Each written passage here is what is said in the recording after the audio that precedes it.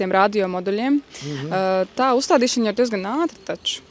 Ne? Iet runa pa jaunajiem? Nē, par pirmo reizi, ka tikai radio moduli pievienojāt. Jā, nu tā bija diezgan tāda Ķēpīga tomēr jā, bija. tā bija ķēpīga. Bet cik ilgā laikā to izdarīt? Nē, to varēja, nebija, kad laika ziņā varbūt, uz katru skaitītāju tas prasīja kaut kādas 5-7 minūtes, ja, bet tur vajadzēja speciālistu labu, ja, kas māk tos vadus savienot, ja, tur vajadzēja rādījumus piefiksēt.